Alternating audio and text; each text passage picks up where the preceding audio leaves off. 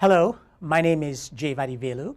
I'm a professor of actuarial science at the University of Connecticut. I also serve as the director of the Goldenson Center for Actuarial Research. This is an actuarial think tank that works closely with industry.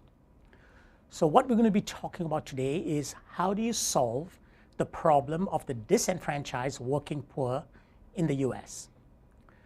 So what is the problem?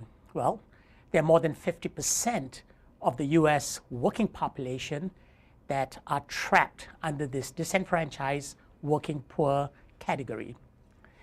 And to exacerbate this problem, there's been no attempt by the government or corporate America to address this problem in a complete or holistic manner. And in fact, the recent election results are a reflection of the frustration and despair of this disenfranchised group. So how did this problem come about? Well, there are many reasons for this, but in general, they stem from all the economic changes in the US and globally. As you know, we have now transitioned to a global economy.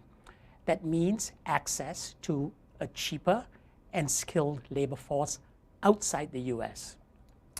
And we all are aware of the advancements in technology, which has led to the decimation of many labor-intensive industries in the US and has created a leaner but more skilled labor force. And then finally, you have competition from better educated and better trained new immigrants to the US. But I think the big issue here is not that we have to undo this global economy, but we have to work out a planned transition for displaced workers or workers who cannot advance further in their jobs. And that's what's missing. So we are proposing the solution. We call it the Students for Workers movement. And you can see from this diagram above, I have linked this SWM with the Peace Corps movement. If you recall, the Peace Corps movement was a movement of students who went to serve developing countries all over the world. Well, the Students for Workers movement will also be driven by college students, but now they'll be serving this disenfranchised workers in the US. So these college students will work in teams and perform several key services, worker retraining, career counseling, and possibly the most important, which is small business creation. And that in itself requires, the ability to generate interest-free startup capital, streamlined regulations, as well as tax incentives and risk management services. So what role can the Goldenson Center play in creating this Students for Workers movement? Well, I think we can play a leadership role in this movement. Why? Because we have an established track record. We have worked on risk management issues for small businesses for several years. I, in fact, am the editor of this pioneering text by the Society of Actuaries on risk management for small businesses and written a couple of chapters in the book. As I mentioned earlier, we work very closely with industry solving complex industry problems. So the Goldenson Center is very familiar with real-life problems and how to solve them. Of course, we are part of the University of Connecticut, which has a very successful program in actuarial science. So we are naturally connected to universities all over the country to make this SWM truly a national movement. So we can naturally connect to other programs in actuarial science, risk management, and related disciplines. The other important role of the Goldenson Center is to track and monitor the success of the Students for Workers movement initiative. So where do we go from here?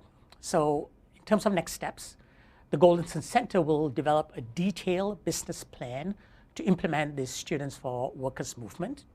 And to do that, we'll need funding, and I believe we will have to seek joint funding from the government, large corporations, and foundations. And these are entities which are either directly or indirectly responsible for this disenfranchised workers. And they will have a benefit if they can solve this problem.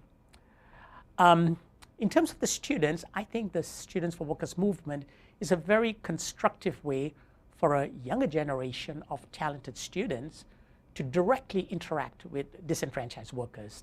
As I mentioned, this is very similar to the Peace Corps movement. The nice thing is that it will expose students to real economic problems facing this country and make sure they are part of the solution. Finally, I think the small businesses generated by this Students for Workers movement someday could become the large and successful US corporations in the future.